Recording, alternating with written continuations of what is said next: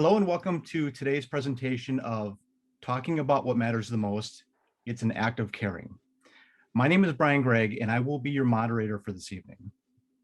This presentation is made possible by the Sharon S. Richardson Community Hospice, a nonprofit hospice and palliative care provider caring for individuals since 2007. Built on a promise to provide compassionate care and quality of life to all those in need, SSRCH is committed to being your partner in education and end-of-life journey. We proudly serve the communities of Calumet, Fond du Lac, Manitowoc, Sheboygan, Ozaukee, and Washington. At this time, it's my pleasure to introduce tonight's presenter, Patty Webster. Patty is a community engagement leader for the Conversation Project, which is a national campaign dedicated to helping people talk about their end-of-life wishes and what matters the most. Since 2007, she has served as faculty and improvement advisor at the Institute for Healthcare Improvement, supporting community-based and health system improvement efforts in the United States and Africa.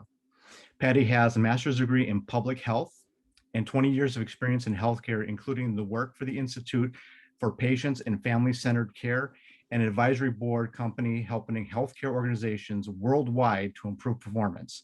Please welcome Patty Webster. Good evening, and thank you so much for taking time out of your evening to join us. I'm just really thrilled to be invited and be here with you all. That was such a warm welcome, and you all have such great sponsors, and this community is such a great community. I was with some of the staff at the hospice yesterday, and I can tell that Sheboygan is a special place for so many people. So I am really casual. I love using that chat function. So we're going to hopefully spend the next 55 minutes just talking, connecting, getting ready to just have a chance to think about what matters most to you and to all of us. And so we're going to start with that chat. So just pop on the slides here. All right. So with the Conversation Project, as Brian mentioned, I lead our community engagement work, and I work with so many people across the US and globally. We have folks that are doing this work all over. And it brings me pure joy to listen and learn from individuals like you. So we're going to take a quick warm up on chat and just get us warmed up a little bit today, and go ahead and, as Brian mentioned, pop that open if you don't have it open. And I'd love to just have you share one thing that made you smile today. This is the end of your day, and I'd love to hear about what made you smile, laugh, brought you joy today. So I'll just pause and give you a minute to go ahead and chat that in.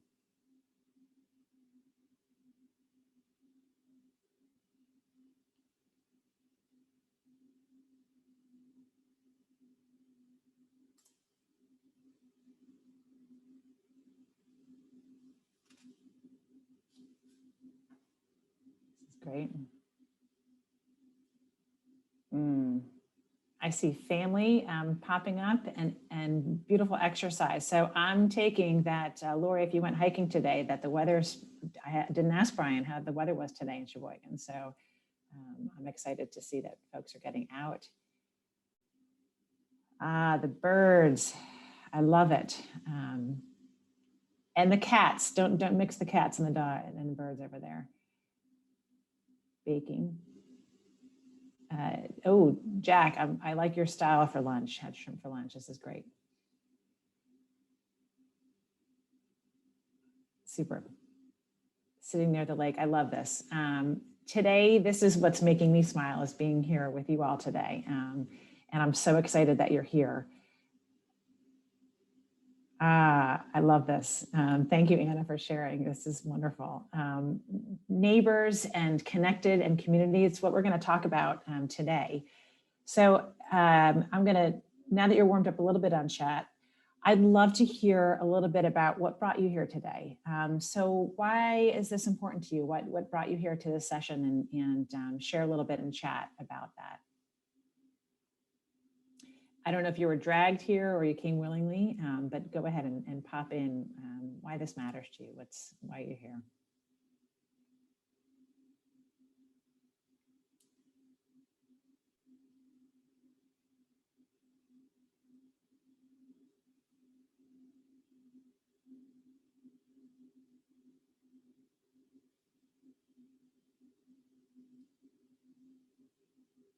Just pausing to let people pop this into chat.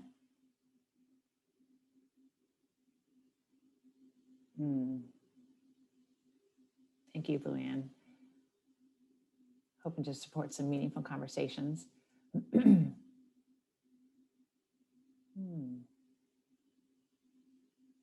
Maria, thank you for sharing. Anna, I really appreciate you sharing this, and I see that you've suffered some loss. I know there's been a lot of heartache and hardship for so many. I'm so sorry to hear about that.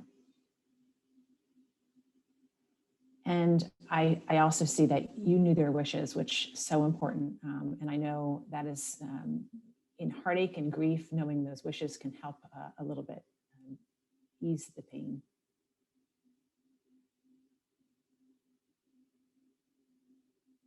Carolyn, I hope you share some of your stories today. I'm loving this. Curiosity, I appreciate that.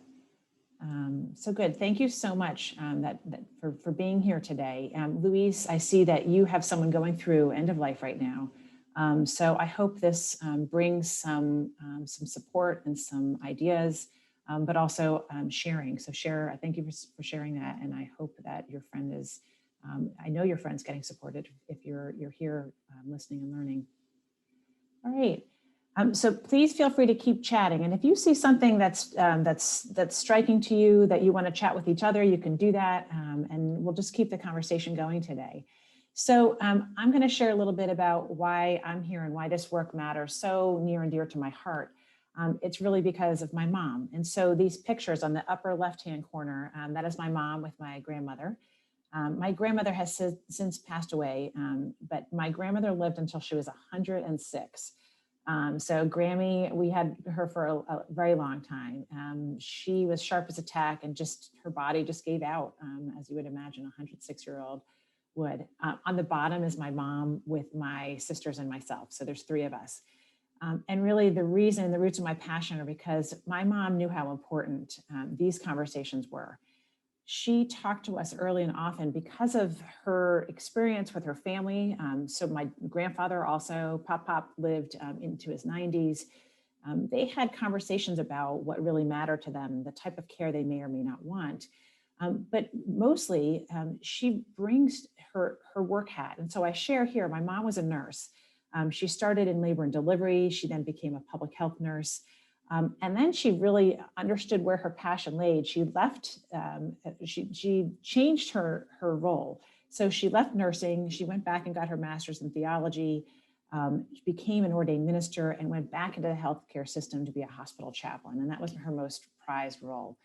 And in that role, she felt the honor and ability to be with patients, with individuals and their families at their time of need. And she absolutely loved listening and being with people and supporting them. And in that role is where she really saw when people didn't have these conversations, what actually happened. And so at the bedside and during a time of crisis, knowing that conversations are really hard to have at that time, I think she really internalized that and said, by golly, I don't want that to happen to our family. And so she would talk to us early and often about what a good life to her looked like and what quality of life looked like. When she first started these conversations with us, we kind of said, you're not going to die, Mom. She was more talking about what she wanted in death and dying. But she then changed that because she knew that's not what we were ready to hear. And she really instead talked about her life and what a good life was and quality of life. And she really talked about life and living and what that meant to her. And over the years, she would talk and have those conversations with us. And we didn't realize what she was doing. She was laying the groundwork for when those conversations were going to be really important. I dub her the conversation queen because she really was all about this. My goal is with my kids to someday maybe they will call me the conversation queen. She at age 73, so young, healthy. We have a skewed vision of age because of my Grammy. But to us, she was really young. She suffered a stroke. With that stroke, it left her with a condition called aphasia, where she was unable to communicate for herself. But my mom, she was very prepared. She wanted to plan ahead. In addition to those conversations, she had documented a healthcare proxy. My sister was her healthcare proxy. My other sister and myself were her backups. And she, at this point in time, we were enacted to help make her healthcare decisions because she was unable to communicate for herself. The type of stroke she had was what we were told was a good type of stroke, and that she was able to fully recover from that stroke. So we were making healthcare decisions for her based on full recovery. And it was important that she had deemed that role to us. And so 3 weeks after her first stroke, she suffered a second stroke. And again, unexpected, fully devastating. And it was a tougher stroke on the other side of her brain. And all of a sudden, her condition changed fully. And it started to be a conversation about end of life. And it wasn't until that moment that a light bulb went in her head, that she had been laying the groundwork and she had been talking to us of what quality of life looked like for her for so long. I remember the moment. She also had her advance directive. We had given the neurologist her advance directive, and he said, I don't like these documents. And I was actually shocked that he said that, because I thought my mom was so prepared. But he finished his sentence and he said, in the absence of conversations, because oftentimes the decisions are more nuanced than what's on paper. And so that is when that light bulb went off in our head. And we said, she has been talking to us. And so we took the values that she had been sharing with us and coupled that with the clinical conversations that had to happen at the moment. And we were able to understand and know what we needed to do to enact her wishes. Sometimes those wishes may not have been our wishes. Everybody's wishes are different, but we knew exactly what she wanted. And so we were able to give her the end of life that she wanted and that she had asked for. And as shared in the chat earlier, because we had those conversations, we were able to make the clinical decisions with the fantastic care team we had. We enacted hospice, and I have to tell you, the palliative care folks in the hospital, and coupled with hospice, really allowed us to help focus on being with my mom at her side. She was in hospice just for a week. It was a very short stint between the time she had her first stroke and her second stroke. But we were able to be with her. She had friends and family at her side, tears and laughter. And we were able to have an end of life to a really wonderful, full life, cut short. And it was still painful, and we are still grieving. This is several years ago, and it still seems like yesterday. But we were able to not have that angst and doubt, knowing that we did what she wanted. And so, I share that because our grief will always be there, but we can help make it a little less tough for those that we leave behind by sharing like my mom did. And so I take that with me, and she is the reason why I am here today, because if I can help people understand what that meant to us as a child, it's so important. And right now we have had such a hard time over this last year with COVID and losing family members and friends, and there's been a lot of loss.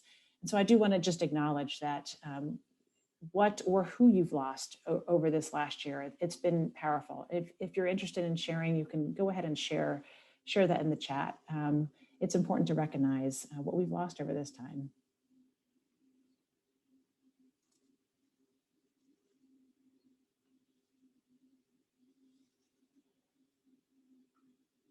And so during this time, we at the Conversation Project work with so many wonderful groups over the years.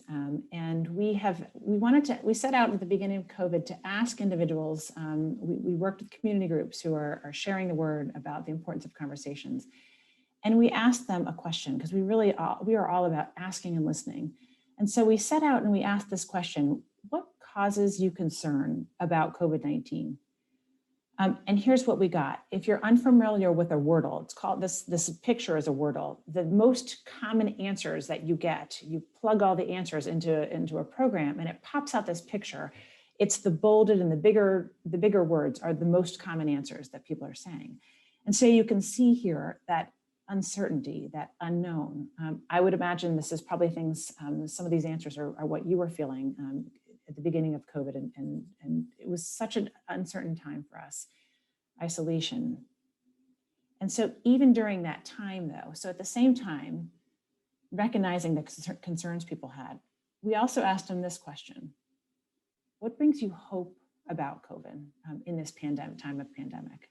And this is what we heard.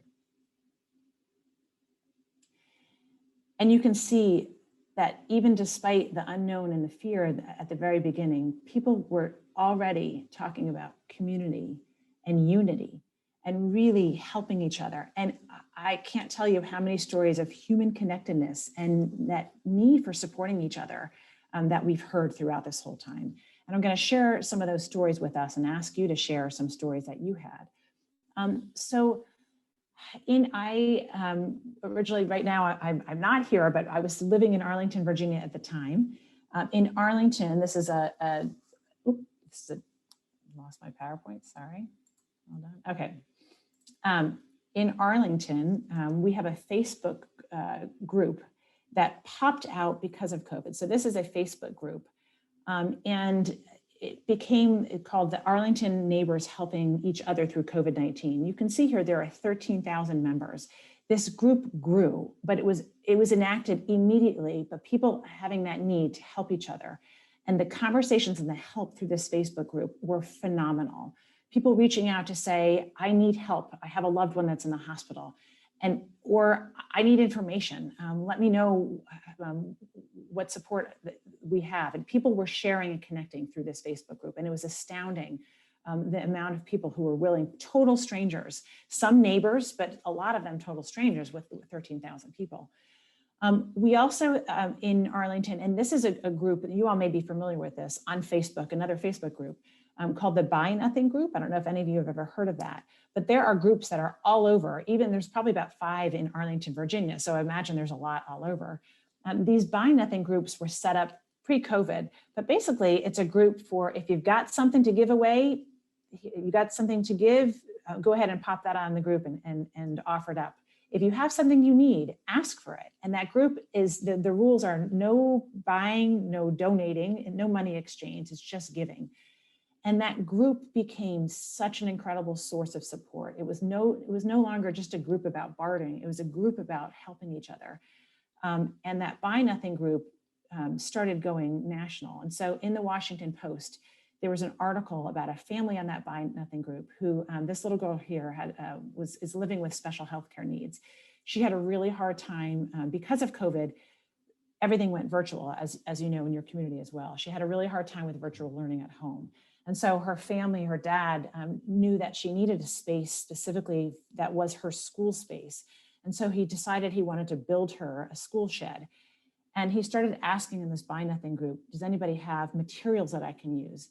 And this is what he built from materials that were mostly donated from the Buy Nothing group. And the community completely rallied around this family. And it was just beautiful. We also hear stories, not just in community helping out, but this is a picture of a woman at St. Rose Dominican in Nevada, in a hospital setting. Woman was turning 91. Her family wasn't able to be there with her, but the staff feted her with cake, balloons, spirited songs.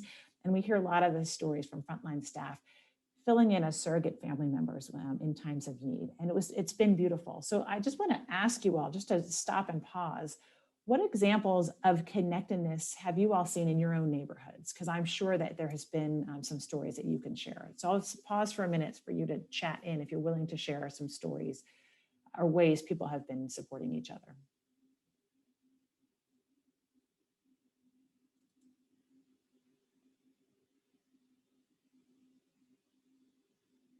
And I see a couple have shared already. So thank you for sharing that. Carol, I just want to point out, I see that and I hear you that you've lost your mother, and thank you for sharing that. I'm so sorry all that you've been going through. I know that's a huge hole in your heart. I can relate to that.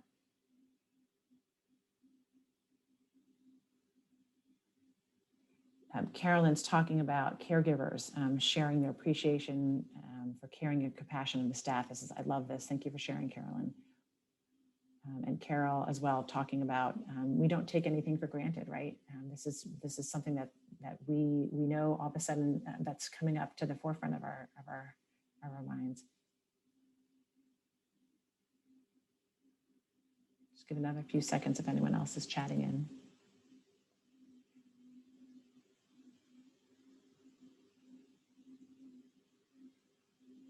Thank you so much, Anne. I appreciate that. And I see folks donating to each other. Empathy, yeah. So go ahead and you could keep sharing your stories. We have seen such inherent goodness. Humans have that kindness and the goodness within us to care about and care for each other. And COVID really has pulled that out 1,000-fold. I would say that this event that's been pulled together over the last 2 weeks is one of that act of let's come together and think and talk and act. And I love this. We see lots of stories as well. So the Conversation Project that I work with is housed by the Institute for Healthcare Improvement. There's a story bank that IHI opened up for individuals to share their stories, good, bad, whatever stories they were. And people are so willing to share stories. Stories connect us. And so there was a story shared by Nathania Zena here. She was a patient in the hospital. And because of that no visitor policy to keep people safe, the staff turned and became her surrogate family. And she shared her thanks for that staff. We hear that tenfold across the community, and especially with the Sharon Richardson Community Hospital. I know a lot of staff have been filling in as surrogate and family members, and we appreciate that so much. This was a story in the Boston Globe from staff at Massachusetts General Hospital, young residents, recognizing because of everything they were going through in the hospital, recognizing that something could happen to them at any point. And so recognizing that our healthcare workers are also human beings and it's affecting their families as well. And so they realized that, you know what, we need to actually think about if something happened to us, who would speak on our behalf? And so they got together and filled out proxies and chose someone to be their decision maker should something happen to them, and talking to those proxies to tell them what really mattered to them. And so we see that a lot with healthcare workers. Here are 2 other stories. We have a lot of blogs that people have been writing and sharing their stories. Deborah Setso is up on this left-hand corner. She's a 27-year-old ICU nurse. In normal times, she'd be searching on Google on what type of vacations to be taking. But because of everything that she had been going through and seeing, she recognized the need to actually be prepared and plan ahead and having these conversations. So she Googled and came up with a conversation project and some of the resources that we have. She talked to her family about what really mattered to her. The same with the 37-year-old story in the bottom right-hand corner, palliative care practitioner, knowing that we have to talk about this. And this has become really big for people to really share what really matters to them. And so a lot of people are knowing that, hey, this is not just for those that are sick or that are older, this is for everybody. This is what the Conversation Project is all about. Our mission in the work that we do is helping people share their wishes for care now and through the end of life. And we do that in many different ways. We are talking with people and offering a shift in the way that we approach this. This is all about life and living, and we can have those conversations. We put tools in people's hand. Often it's really hard. How do we get this started? So we have tools, and I'll share a little bit later about that. But we're helping to promote these conversations early and often because talking really matters. And why does this matter? We can't plan for everything. There's no way we can plan for every scenario. But what we can do is we can be prepared. We can share what matters to us with the people that matter most to us. And that might be a family member, a loved one, a friend, a faith community leader, or a person that we are connected to in our faith settings. And that's really important because we've seen that when you have these conversations about what matters to you, it can help you bring you closer to those that matter to you. In that conversation, so it's not just the talking that matters, it's the listening that matters too. And sometimes in conversations that gets put to the side because we are human beings. Our natural instinct is when someone is talking and in need of something, we jump in and we help, just like we've been learning and hearing from some of those examples. But sometimes we need to just be present and stop trying to problem solve with someone and actually listen to what the person in front of us is saying. And so we promote that listening and understanding and leaning in and hearing what they're saying, and not trying to make it better, but also listening to what they want. There was a woman at one of our workshops that shared a story with us.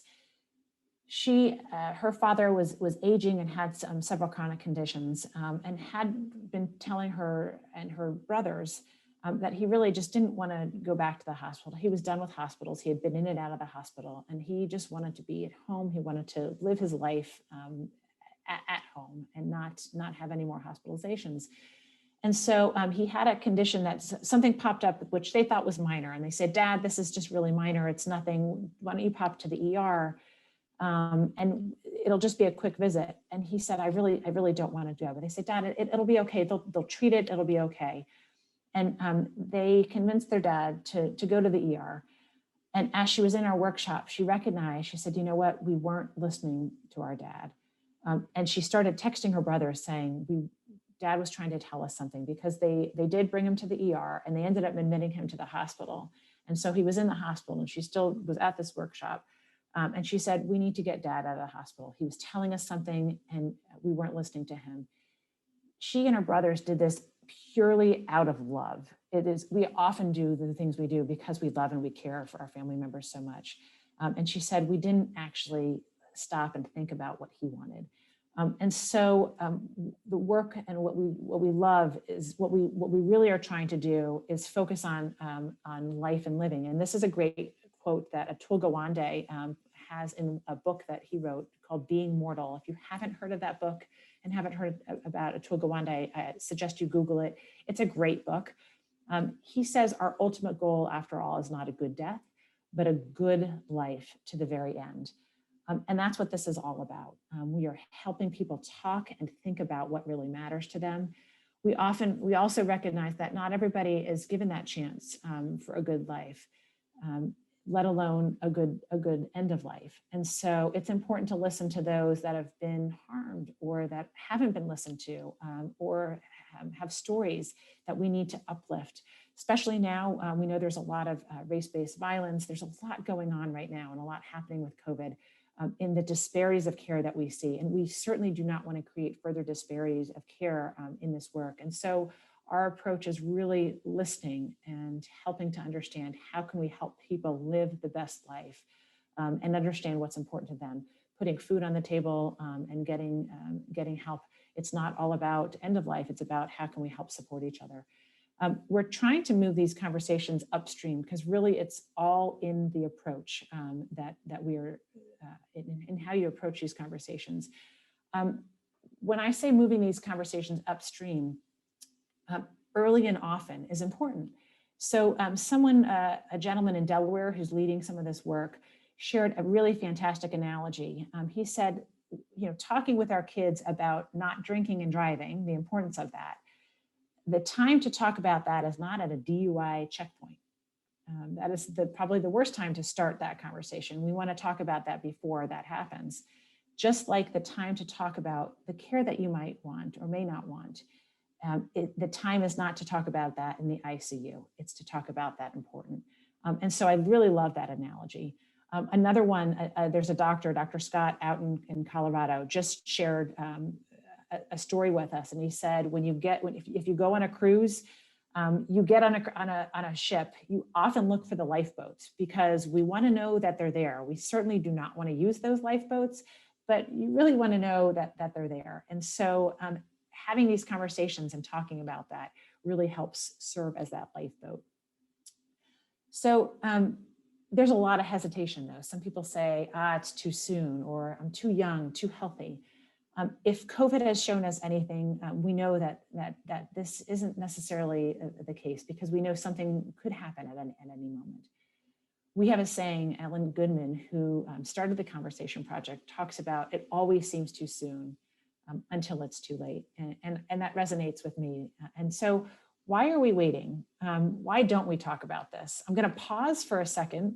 And if you have or haven't had these conversations, why do you think people don't like to talk about this? Or maybe why don't you like to talk about it? Or I'll give it a second for people to just pop in pop in an answer to that if you have a thought or an idea about that.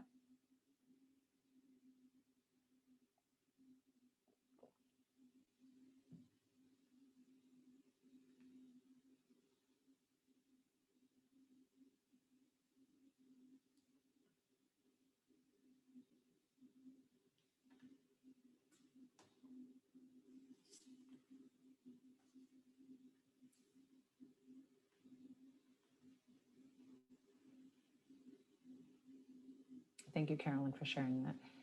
Too many people hold death as an uncomfortable topic. Exactly. Yep. Absolutely, Maria. We don't want to face mortality because we don't want to lose the people that we love. Anna, nothing is silly. You have a very common answer to a lot of what people say.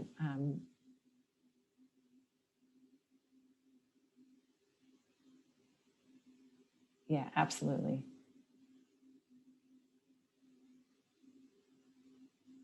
These people, we don't want to talk about this. It's absolutely emotional, Lori. So yeah, so keep sharing about that. You're absolutely right. What we hear very often is that we don't want to upset those important to us, whether it's a loved one, a friend, a family member. We don't want to think about losing each other, that fear and that conversation. We did a survey around this, and 95% of Americans say they actually want to or willing to talk about this. And what happens is people just don't know how to start. So people do actually want to talk. And when we do these workshops and we actually flip that and talk about life and living and ask people to share stories about someone that they lost and tell us a little bit about that person, we can't get people to stop talking. Oftentimes it's inviting people or the approach or an opener. And once people start to talk, they really, this is something that they are wanting to engage in. And so I want to share a visualization. So a researcher just recently did a look in 2020 of what are the most common terms that people are searching for. And so at the very beginning, so the left-hand side of this is the beginning of 2020, at the right-hand side of this is the end of 2020. And these are some of the search terms when he actually did a deeper dive into the data to look at it. What are people searching information? They're looking for information. You can see different peaks when it goes up. So Kobe Bryant was, people were searching about Kobe Bryant when we lost Kobe Bryant at the very beginning of this in January, around January, February of the pandemic. I put an arrow there on death. And these aren't all the terms. Some of the terms are cut off, but I didn't want this to be too small for you. That line, that orange line was it wasn't peaks and valleys, but people are searching for information about death and dying. People are wanting that information, and that's been a consistent. And that's even before COVID. We get a lot of people coming to our website and other websites talking and searching for information. How do I talk about this? The other interesting thing down here at the bottom there, TikTok. I don't know if you all are familiar with TikTok. I have teenagers, 19 years, almost out of that teenage years. My daughter will not admit it, but she does TikTok. And I should not admit this, but I have done some TikTok dances with her. But you can, I thought this was pretty interesting. TikTok is the other top searched, consistently searched throughout 2020. I don't know if there's a correlation between or causation between death and TikTok, but I'll let you decide about that. So people are talking about it. There is, way before COVID, there are some truths though. There are some truths about death and dying. There is no escaping it. And our mortality has been in front of us because of this COVID. But whether we like it or not, this is something that we're all going to have to face. But there is a way to understand how to help those that matter in our lives really live their best lives through the end. And that is something that people are really on board with and want to talk about. Part of doing that is asking and listening. And when we talk about that, we can be more present and really enjoy the time we have with those that really matter to us. We have tools that can help you and help others. And there are not just our tools, there's so many really great tools out there to really help think about and process some of this information and plan about what matters most to you. it's a way to help be in control of something that is not going to be in our control. At our end of life, we can never control that. But if we talk about who's going to speak for us if we can't speak for ourselves, and if we talk about what really matters in our life, that is a way for our people, those that are important to us, to really understand and help our wishes be respected and known. And so what we do in our website, I'm just going to offer a quick snapshot of what you can Google and take a peek at if it's helpful for you. We have all sorts of tools. Everything we have is free. And we want to get something in hand to help jumpstart that. And so that's something, if you go to our website on our Get Started page, we have these what we call conversation starter guides. And we have different guides based on different topics. Our main conversation starter guide just kind of helps you think about and write down what really matters to you. We have guides for caregivers of those that have a family member or a friend with dementia, Alzheimer's or other forms of dementia. We also have a guide for caregivers of children that have a serious illness. We have a guide that's a real good entryway and a point of talking about a healthcare proxy. That's an easier way to talk about this. And how do you choose a healthcare proxy? Who, how, and what are the things to think about? And a guide for someone when you pick a proxy and how to be a healthcare proxy. And so we know that these guides have been something that can help prompt that conversation. We also have a guide for those that have been diagnosed with a serious illness to help you think about what really matters to you and the care that you have to help you during that serious illness. And then we have a 2-page guide of being prepared right now in the time of COVID. Again, this is just to help prompt. It doesn't contain everything. And we just recently revised all of these guides to really help reach everybody. So making sure that our language and our scenarios are reaching all different types of people and demographics. And within those guides, it offers an opportunity to really literally get pen on paper for you to stop and think for yourself about, well, what does matter to me, and fill it in. And so we hope that those guides are a starter. And after you fill some things in, it gives you a plan on, well, who should I talk to? Where might I talk to them and when? And so we ask folks in that guide, after several prompts, on what really matters to you through the end of life. And here's some of what people have shared with us, and I'll let you read some of these statements.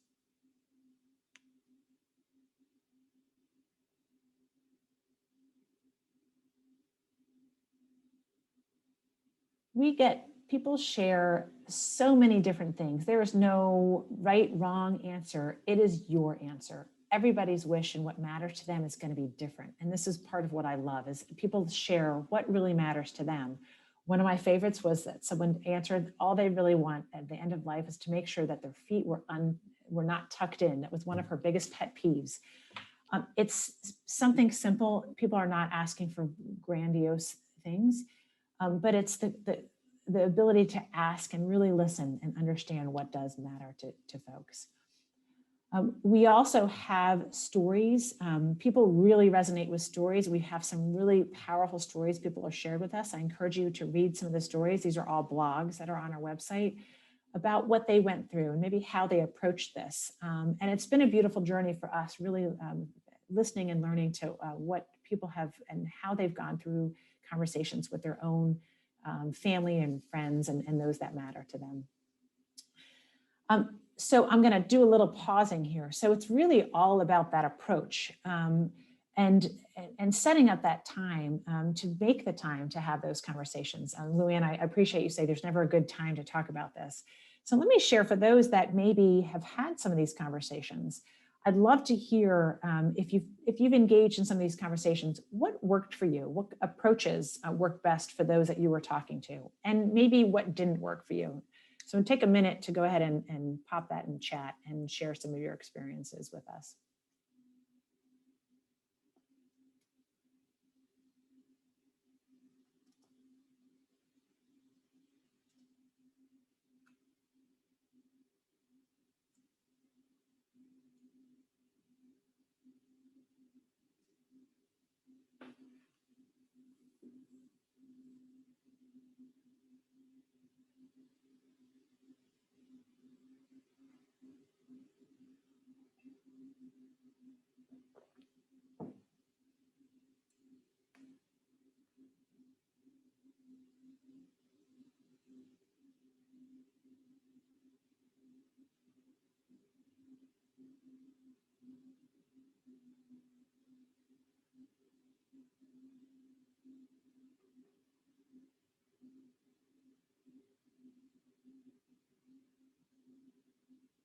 Mm. Great. Thank you, Anna, for sharing that. I love that approach that you said. That is so important to ask, is this okay? And I love that the point that you're making here is that don't force these conversations on folks. If someone's not ready, listen to what they're not ready. And I also would say in that same breath, don't give up. Think about it in a different way and change the approach that you're taking. So I love that. So thank you for emphasizing that, Anna.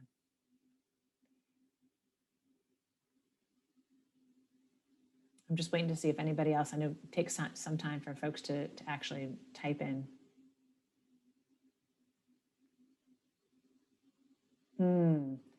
Prepare, think about that. Thank you, Luann. This is not necessarily an easy conversation. For some it is, but thinking about how you're gonna do that is really helpful. So thinking through what's gonna make them most comfortable. How might I start to approach this conversation?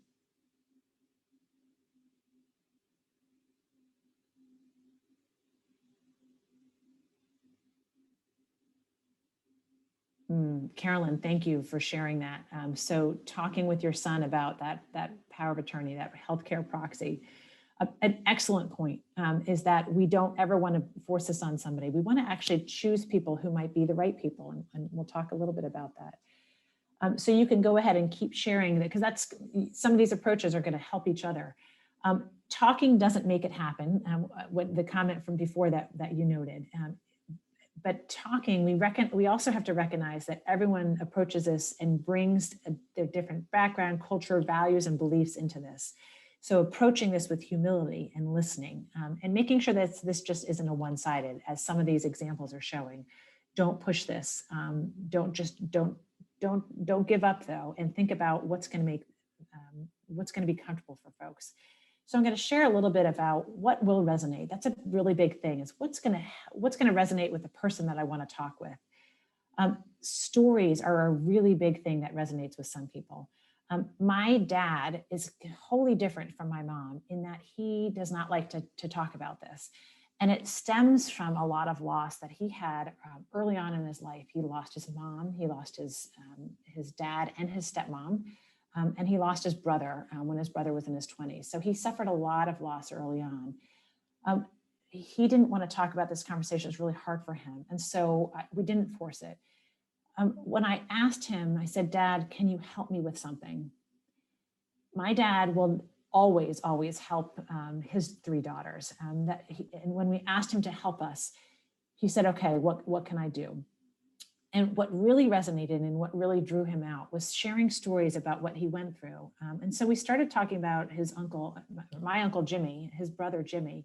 And when my dad started talking about what he went through, I learned things I didn't even know. My dad and my aunt had to make really powerful decisions for their brother at a very young age. And so he started sharing this, and it actually started to make him think and share what he may want or may not want. He also talked about my cousin and talked about what my cousin went through with cancer and said, this is what I would want based on what he knew my cousin chose. And so this actually drew out a lot of what he might want based on what he went through. So stories are a big thing. Remember what happened with mom, or remember what happened with Grammy. And so that can invoke and start a conversation. Games are a big thing. So if you've got family members that like games, there are a lot of games that are out there that you can play. It sounds kind of odd, but there's some really good card games and other games. There's a game called the Hello Game. There is a card game called Heart to Heart that was geared for the Asian American community. It has Chinese and English cards on them. And I played this game. It was fantastic. And they're prompts. And so if you play card games, you might want to take a look at this card game. We had a Financial Times reporter writing an article about this, and she used our guide to talk with her family, and she used these heart-to-heart card games because her family loved playing cards to prompt these conversations. Movies and virtual theater is really big right now. There are a lot of movies that can prompt a conversation. There's a really great documentary, and I'll share that in a minute, share some information about that. It's called Fast Forward, that was just released by PBS, that follows 4 millennials and their families and talks about aging. Have a movie night, or if you're not together, suggest, hey, why don't we, I just saw a great movie, I would love for you to watch this movie, and let's have a conversation about that. We had an individual, Reverend Corey Kennard, who's in Detroit, Michigan, Michigan, who shared in their congregation. They played this Hello game, and they watched a virtual theater production. So there's it's called Honoring Choices, that's out there, and there's some productions that are going on. It's actually a theater that they turned virtual because of COVID, and it's a show about conversations. And so that really resonated with their congregation and with their community. So there's lots of things that you can do. Share a podcast with someone. There's podcasts that are out there that talking about this. The Hospice of Southern Illinois recently had invited us to be a guest on their podcast. And so you can say, hey, pair that with a guide. I've got a really good podcast that we can listen to and a guide, and you can, let's set up a time to talk. So there's lots of interesting ways that you can go about doing that. I'm gonna pause, and I see some chat coming in. Louise, I'm so sorry to hear about your friend, 103, what a beautiful full life. I'm so sorry to hear that you lost her. And I love the virtual hugs that are going on in chat. Thank you for sharing that. There are so many things that jumpstart conversations, talking about your recent friend that just passed away. Sharing stories really can help us keep connected and can help evoke conversations about what's important in our life and in the care that we may or may not want. And so I hope some of those things will resonate. This is just share that Fast Forward movie I mentioned. On the bottom of the screen is a link that you can go and watch this. If you want to sit down, watch the movie, grab some popcorn, and it's a really powerful way to actually jumpstart a conversation. It's the families that they follow put on aging suits, so they understand and they can feel what it's like to age, and so it's a really powerful way to jumpstart conversations.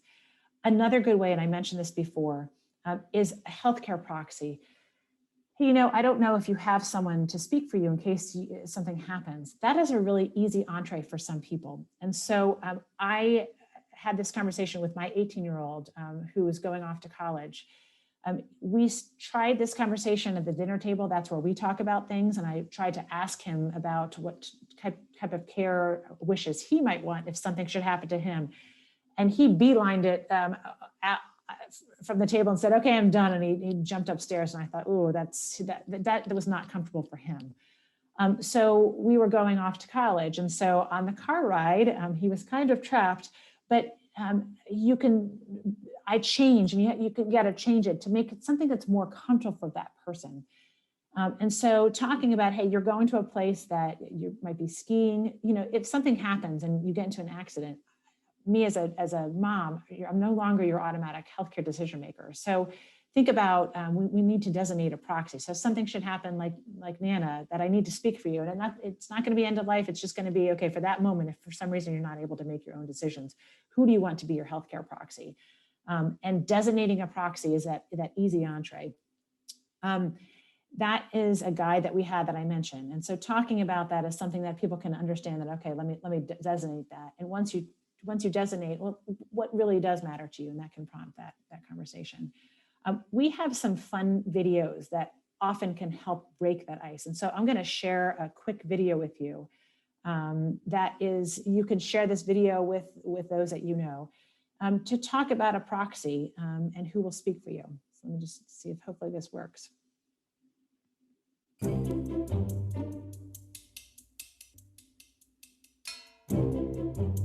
Be your healthcare proxy? Like if you need someone to tell the doctor what to? I just go with whatever the doctors say. I wouldn't want to bother them. They're so busy. Doctors know best, right?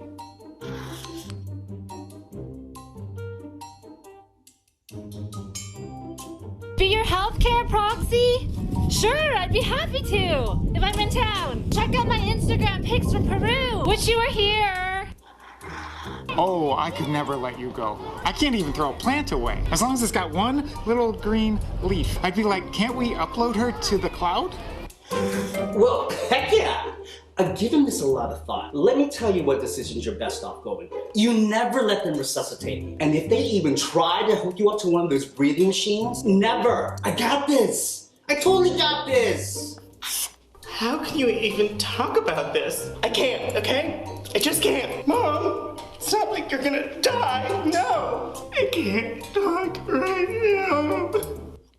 Oh wait, did I show you that meme from iFunny? The cat and the dishwasher? Oh my gosh, okay. So the cat's like, bleh. And then he's like, wah! Oh wait, sorry, what?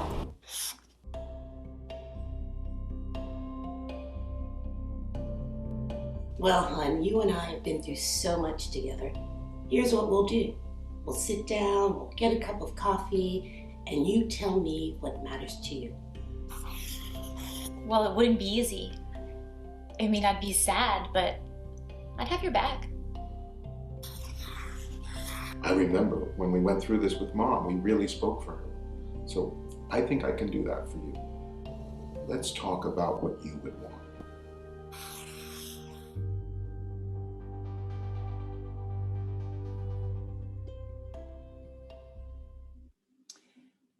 And so I want to just point out that we don't ever want to make light of death, but our approach is to try to make it more approachable and more accessible. And sometimes by bringing things in like this, it helps to actually invoke those conversations.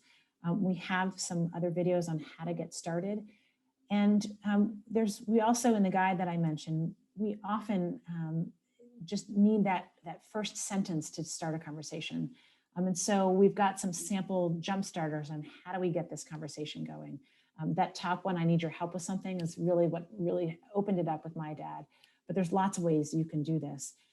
You can use this session to say, hey, I just went to this session and it really got me thinking, I don't actually know what matters to you. And so can we talk about that? So using something that might resonate and something that happens right now. This is National Healthcare Decisions Day or Decisions Week. On April 16th is the actual, what we call our national holiday for talking about and making healthcare decisions and talking about what really matters to you in life and what makes life worth living, and documenting a proxy and picking a person that could speak for you if you're unable to speak for yourself. You can talk about that and share that, hey, that's National Healthcare Decisions Day. What do you say? Should we make sure that we have a healthcare proxy? Talking about this in a place that's comfortable for folks.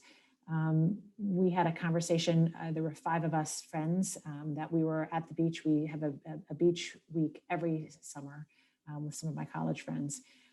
We recognized that 5 of us lost a parent early and unexpectedly. And so we started talking about and sharing stories about our parents.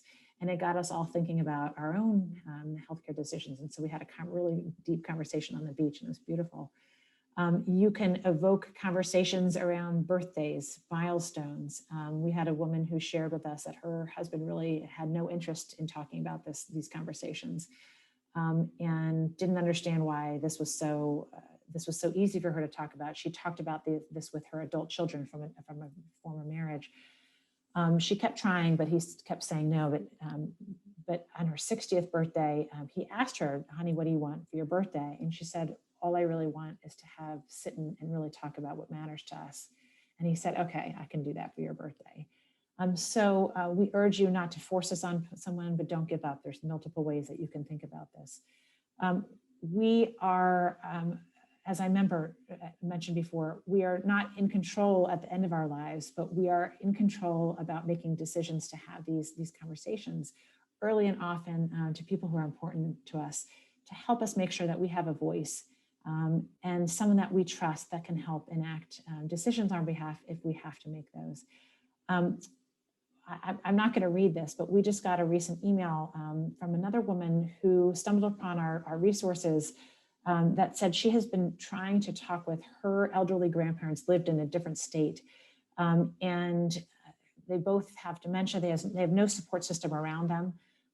they have no one there to help out. And she has been trying to convince them to move to assisted living because she's concerned about them.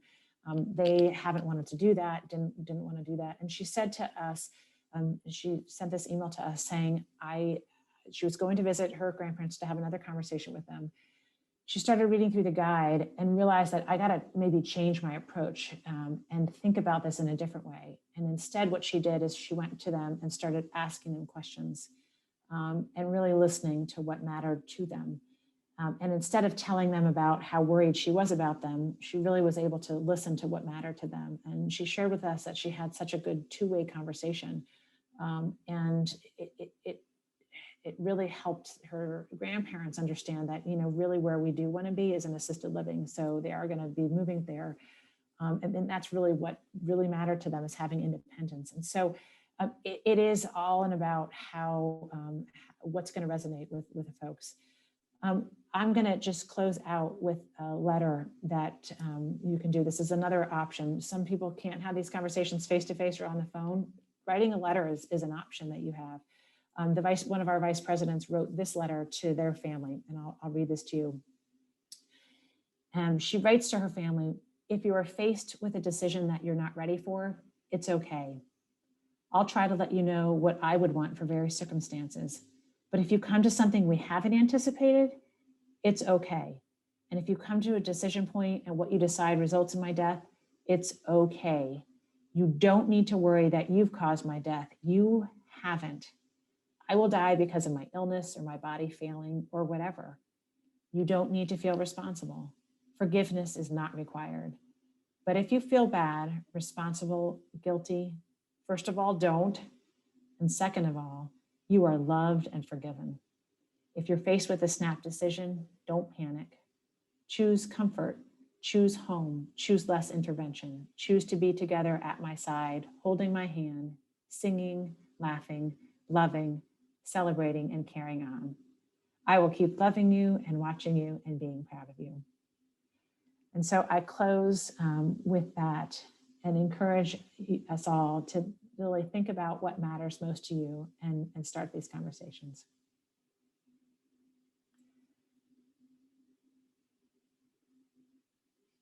I'm going to leave my email. If anybody has questions or thoughts or comments, I'm always open and available. And thank you so much for having me today and sharing some moments in time with us.